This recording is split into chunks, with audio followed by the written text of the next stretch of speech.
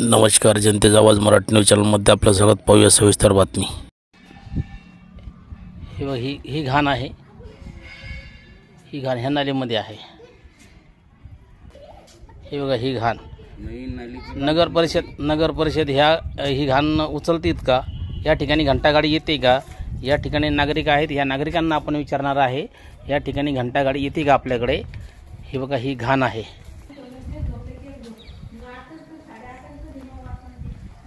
बघा ही घाण, हे बघा ही घाण आहे.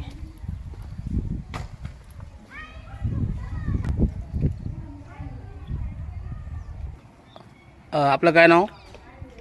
देवीदास विठ्ठल धनेधर. ही जी घाण आहे त्याच्यामधून आपला काही त्रास आहे का?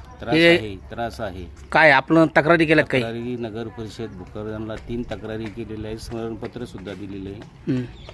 काय कारवाई झाली? पण आजपर्यंत काहीच कारवाई झाली नाही. नवीन नाली करावं म्हणून तक्रार दिलेली शिवकडं, त्यांनी कुठल्याच प्रकारची दखल घेतलेली नाही.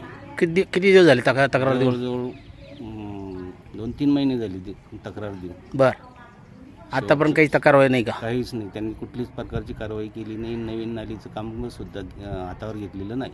घंटागाडी इकडे येते का? घंटागाडी आलीच नाही इकडं. किती दिवसापासून? बऱ्याच दिवसापासून नाही आली, म्हणजे येतच नाही इकडं. हां. अच्छा, त्या घंटागाडीबद्दल काही तक्रार केली तुम्ही? नाही, ती गाडीच येऊन नाही राहिली. ही नालीचंच काम नाही होऊ राहिलं, तर घंटागाडी येण्याचा प्रश्नच येत नाही इकडं. अच्छा, तक्रारी आहेत का तुमच्याकडे आता उपलब्ध आहेत? दाखवता का व्हिडिओमध्ये? आहे ना, आहे तक्रारी आहे ना. शेवटचं स्मरणपत्र कलेक्टरला सुद्धा दिलेलं आहे, SDMला दिलेलं आहे, शिओला दिलेलं आहे. शिओची प्रत्यक्ष भेट सुद्धा घेतलेली आहे आपण. नगर परिषद शिओ का? हो. काय त्यांची काय प्रतिक्रिया आली तुमच्याकडे? प्रतिक्रिया काहीच नाही. ते म्हणते करू.